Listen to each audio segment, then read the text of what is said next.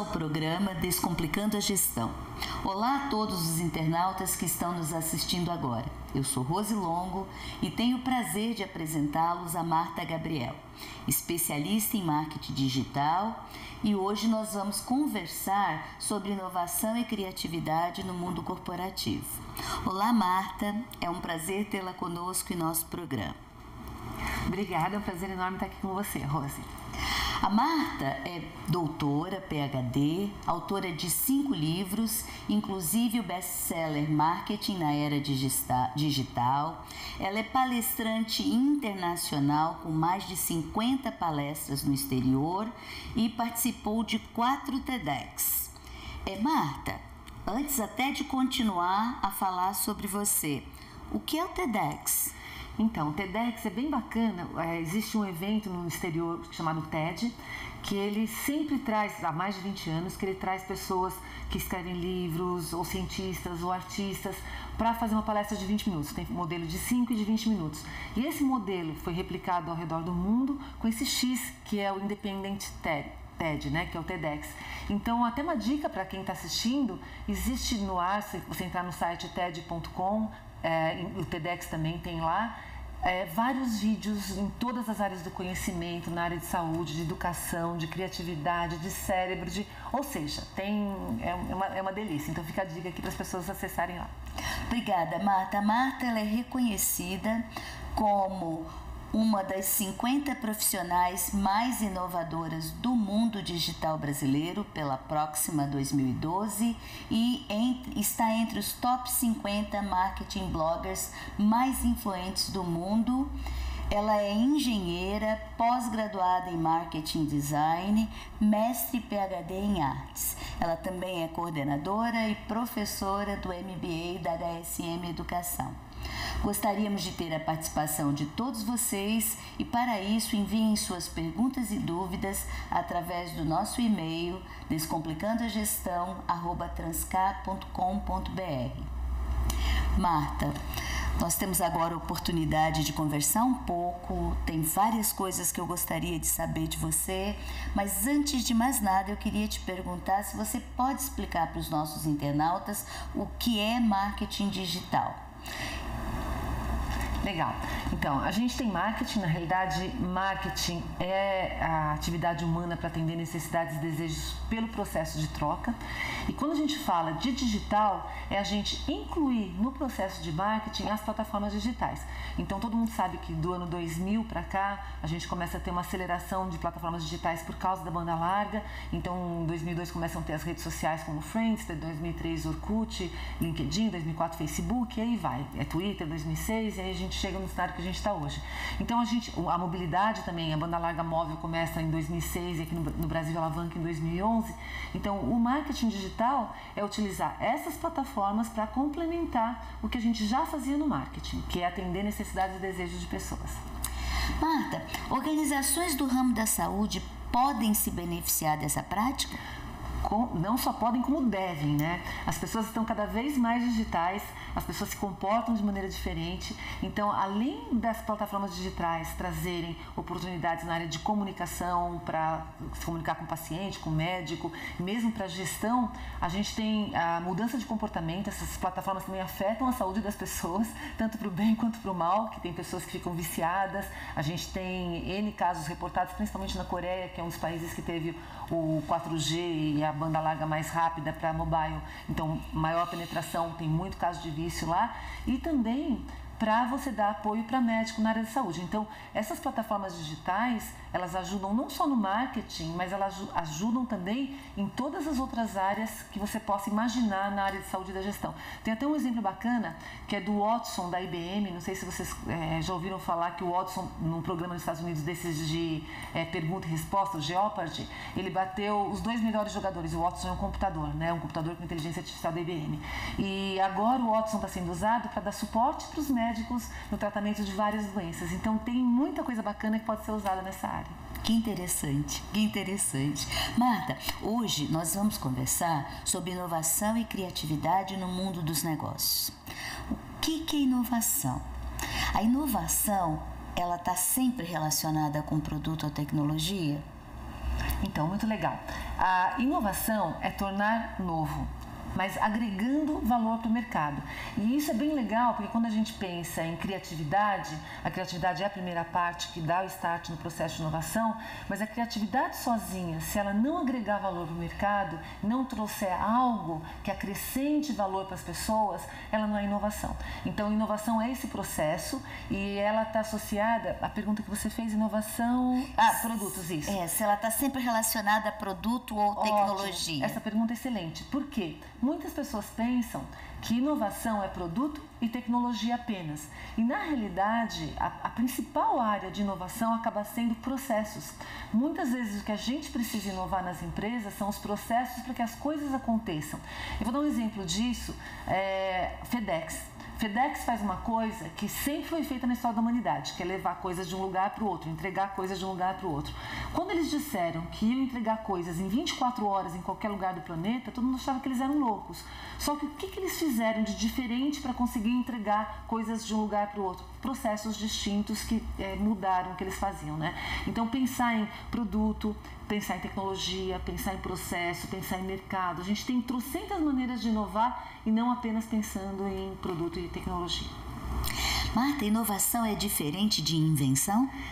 Exatamente. Essa também é uma coisa bem bacana, porque muitas vezes as pessoas não inovam. Aliás, no Brasil, é bem interessante porque a gente é muito criativo, mas a gente está lá atrás, lanterninha nos rankings de inovação. E eu acredito que um dos problemas para isso é porque as pessoas confundem inovação com invenção.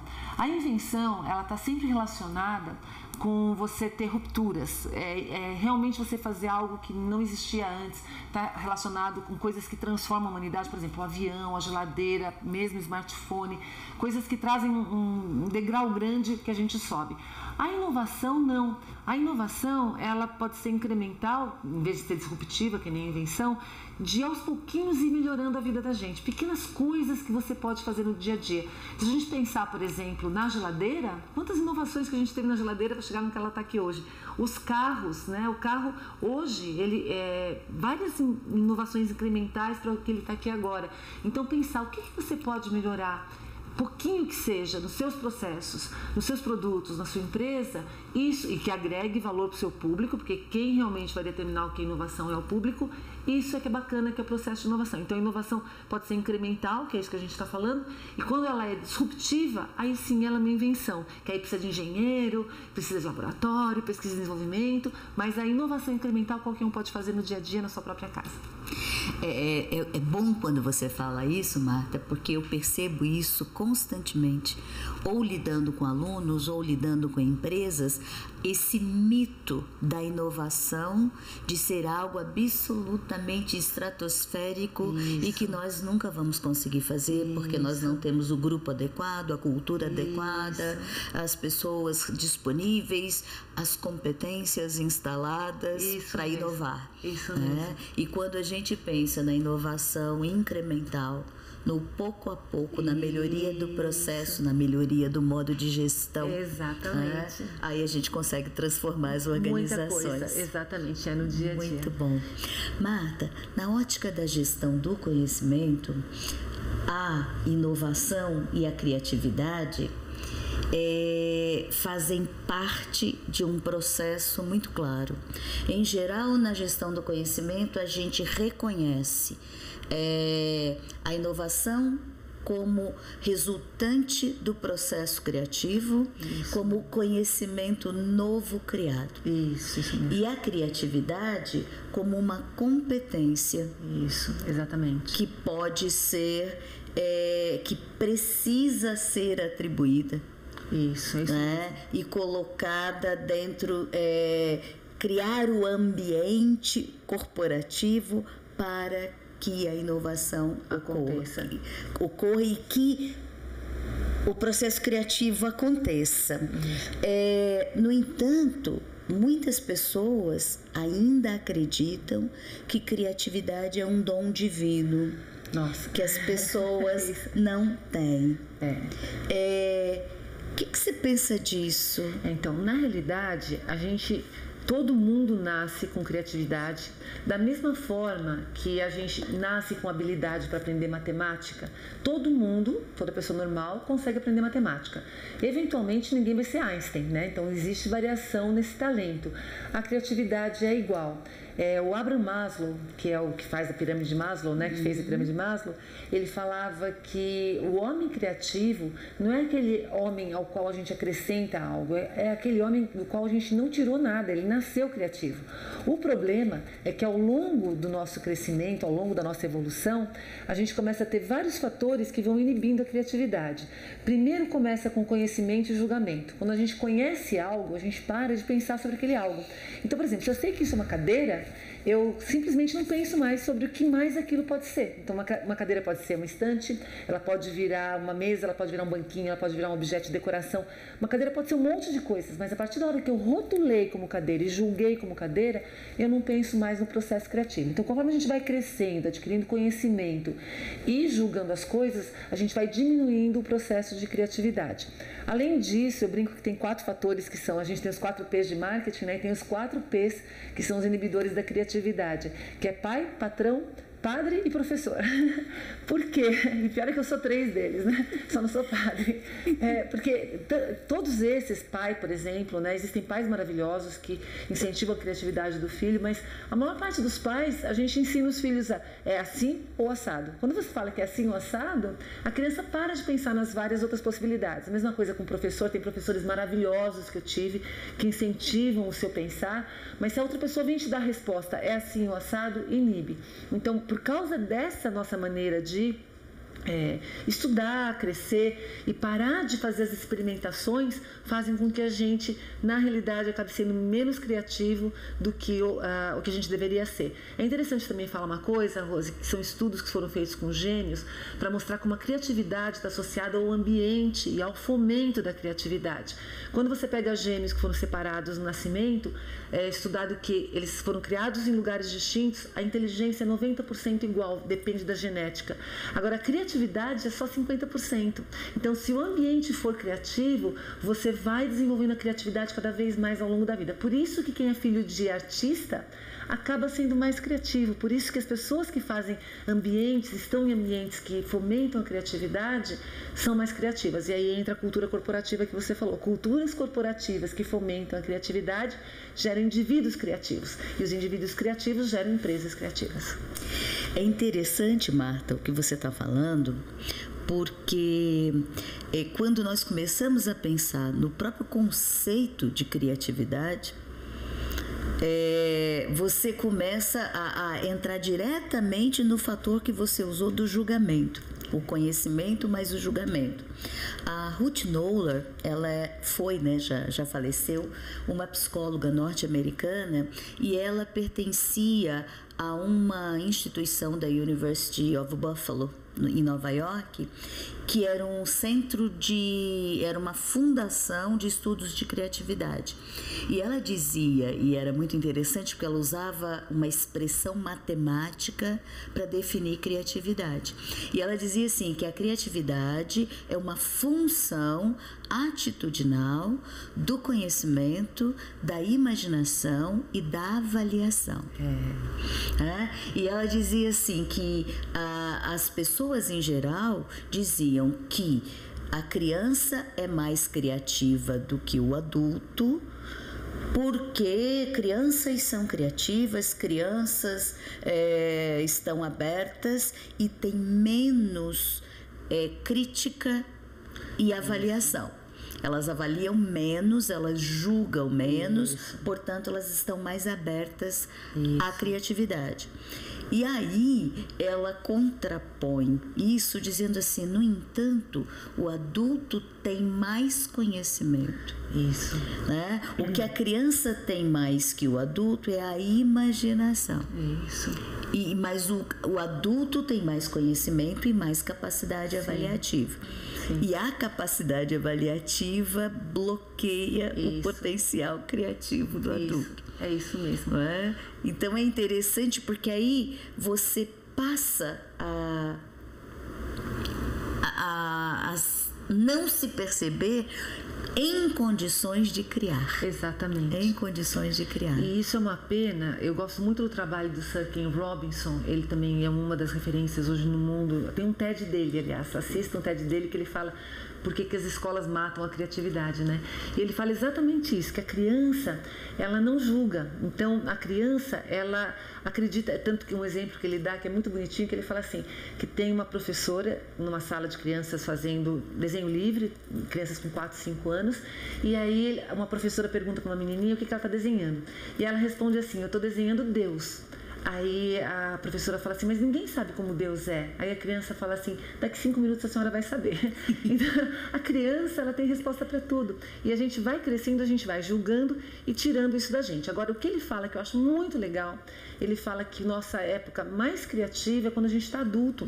Que muita gente, se você pegar Kant, pega os Rolling Stones hoje, né? Se você pegar Clint Eastwood, com 80 e poucos anos, ele está no auge da criatividade, dirigindo filmes maravilhosos, os Rolling Stones fazendo turnê ao longo do mundo. Então a gente começa, ele diz que a partir dos 50 anos você junta todo esse conhecimento e se você for escavando a sua criatividade, ele fala que a criatividade é que nem um tesouro.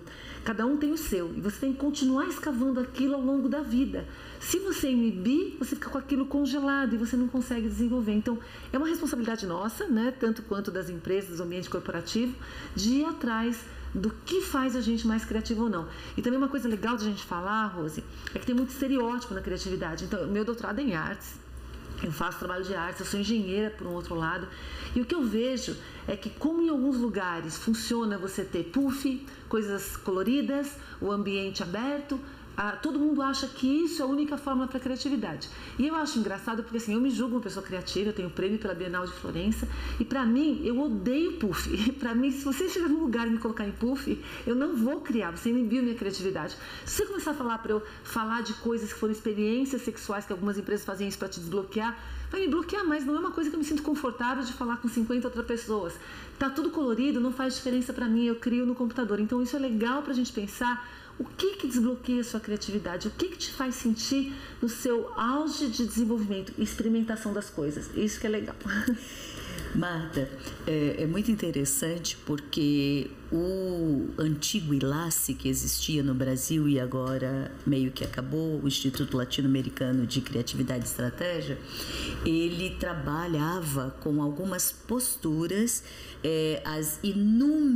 os inúmeros traços culturais da cultura brasileira que inibem a criatividade e as poucas que realmente desbloqueiam o potencial criativo do adulto. E eu lembro muito disso, que ele falava exatamente isso, olha, nós temos um fetiche dos limites. A primeira coisa que o adulto diz é eu não posso.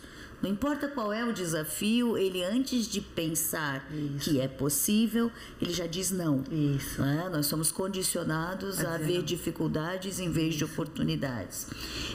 Nós temos um pensar muito acrítico. Isso não é comigo. Né? Isso aí é problema do governo, ou de tal sociedade, ou de tal grupo. Né? E isso vai nos bloqueando. Isso. E coisas como você falou, nem todo mundo quer sentar num puff, nem que todo mundo quer um ambiente colorido. No entanto, ele diz assim que as 3 atitudes que verdadeiramente ajudam o adulto a desbloquear o seu potencial criativo, a primeira, e eles chamam de valência existencial, se eu existo nesse mundo, eu existo por um propósito. E se eu sei e tenho consciência disso, eu começo a procurar encontrar o significado. Qual é o significado da minha existência? Exatamente. O que eu vim fazer aqui? A outra questão é a abertura para experiências. Isso, exatamente. Se eu existo por um propósito, eu tenho que estar pronto, aberto ao que vier. E finalmente a terceira é: eu sei que eu existo por um propósito, estou aberto às novas experiências, mão na massa, prontidão. Exatamente. Prontidão. É isso mesmo. Vamos agir. É isso mesmo. Né? É isso mesmo. Vamos agir. Marta, é possível inovar na gestão das organizações do ramo da saúde? Lógico que é possível inovar, em qualquer lugar, até na casa da gente. A inovação envolve método, né? Então, às vezes a gente pergunta por que é difícil inovar, né? E é difícil inovar porque a inovação não tem fórmula pronta. É que nem a criatividade, não tem fórmula pronta. A inovação, é uma das filhas da criatividade. Se a gente pensar, a artes é outra, mas a artes não tem função de cumprir algum papel. E a inovação tem. Então, a partir da hora que a gente desenvolve metodologia, eu acho que a gente vai tratar isso no outro bloco, ou você quer que eu fale agora da metodologia? A gente vai ter que voltar para o próximo bloco. Então, no próximo bloco a gente fala. Tá, Marta, a gente vai agora para o nosso, né, pequeno intervalo. Daqui a pouco a gente volta.